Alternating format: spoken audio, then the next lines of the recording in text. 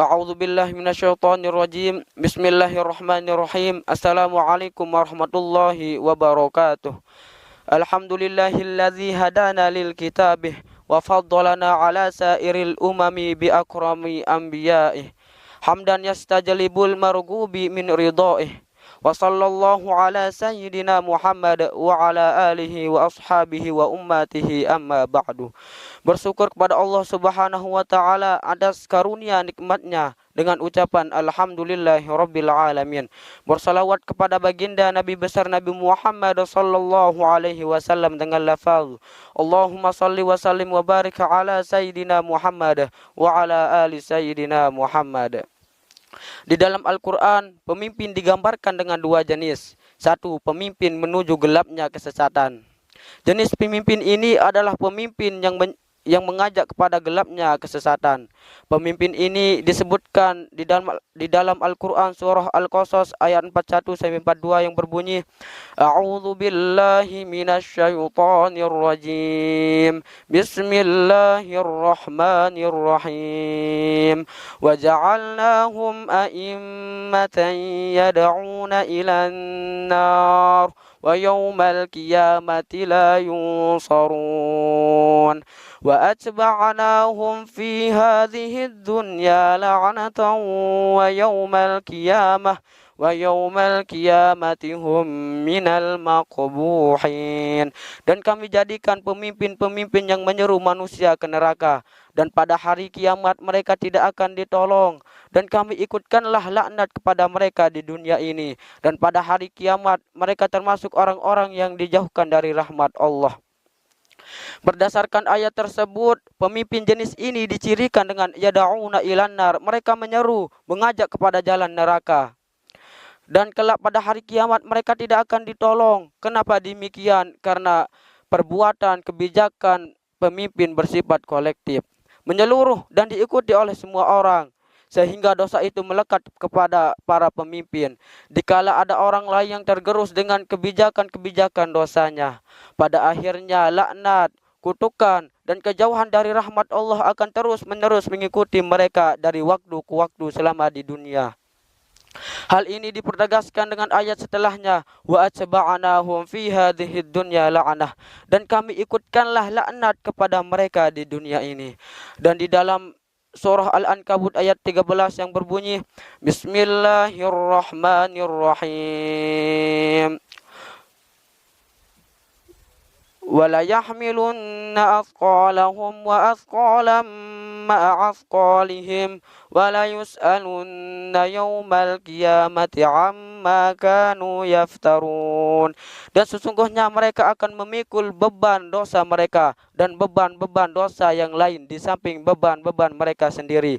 Dan sesungguhnya mereka akan ditanya pada hari kiamat tentang apa yang selalu mereka adakan. Al-makbuhin diambil dari kata qabiha yang berarti buruk. Pada hari kiamat kelak pemimpin yang menyeru kepada neraka dengan kebijakan-kebijakannya yang menyeleweng adalah seburuk-buruk hamba. Na'udzubillahi min zalik. Jenis pemimpin yang kedua, pemimpin menuju cahaya kebenaran. Bismillahirrahmanirrahim. وَجَعَلْنَاهُمْ أَئِمَّةً يَهْدُونَ بِأَمْرِنَا وَأَوْحَيْنَا إِلَيْهِمْ فِعْلَ الْخَيْرَاتِ وَإِقَامَ الصَّلَاةِ وَإِيتَاءَ الزَّكَاةِ وَكَانُوا لَنَا عَابِدِينَ. وَجَعَلْنَاهُمْ أَئِمَّةً يَهْدُونَ بِأَمْرِنَا. Kami telah menjadikan mereka itu sebagai pemimpin yang memberi petunjuk dengan perintah kami, dan telah kami wahyukan kepada mereka mengerjakan kebajikan, mendirikan salat, menunaikan zakat, dan hanya kepada kamilah mereka selalu menyembah.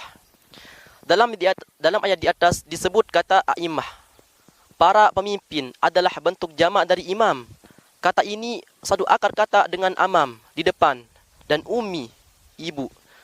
Sesuatu yang di depan biasanya diikuti dan diteladani. Dan demikian pula seorang ibu, biasanya seorang anak akan menjadikannya untuk tempat kembali. Pemimpin pun demikian, menjadi terdepan, rujukan, panutan, serta tempat kembali untuk berkeluh kesah bagi rakyatnya. Sabda Nabi Muhammad sallallahu alaihi wasallam, tidak lain tujuan dari adanya imam kecuali agar ia diteladani. Pada ayat ini menggunakan redaksi yahdu nabi amrina, tidak yahduna ila amrina.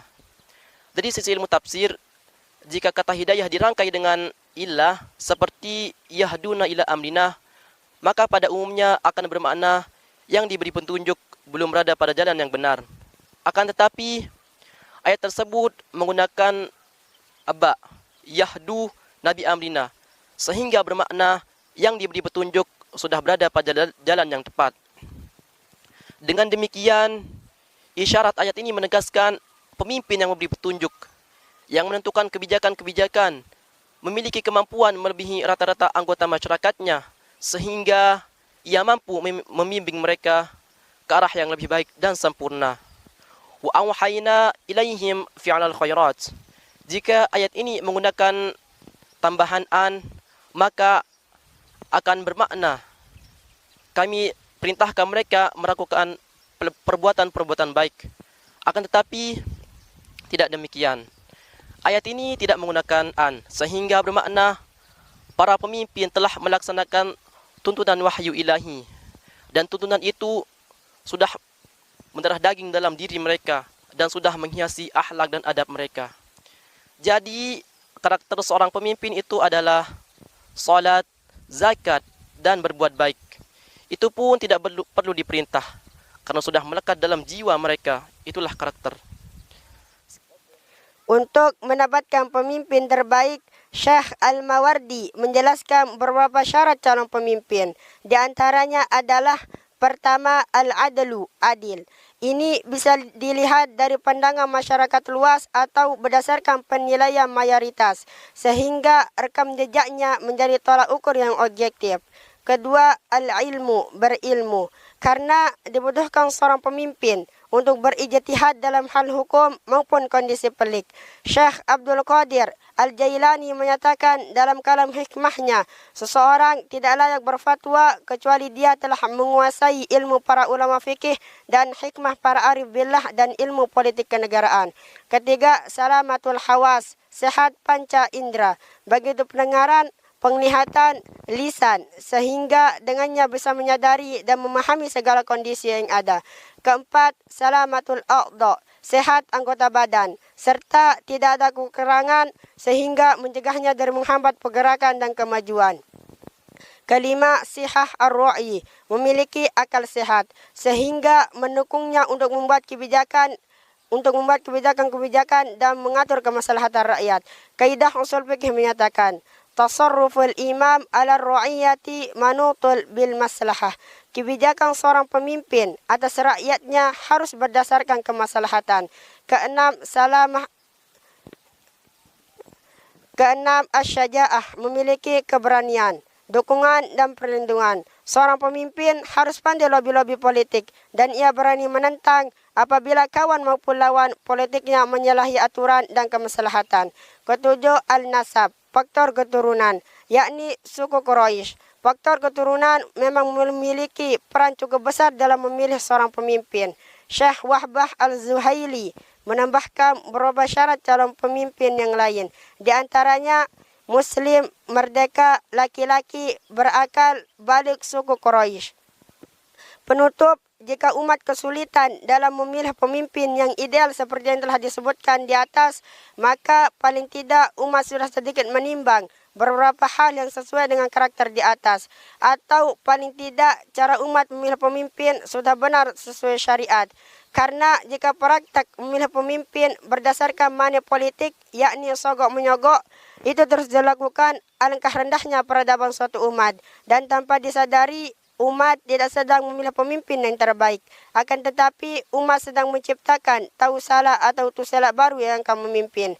Wafaqanallahu lima yuhibbuhu wa yardah, yauma la tamliku nafsun li nafsin syai'a wal amru yauma idzin lillah. Assalamualaikum warahmatullahi wabarakatuh.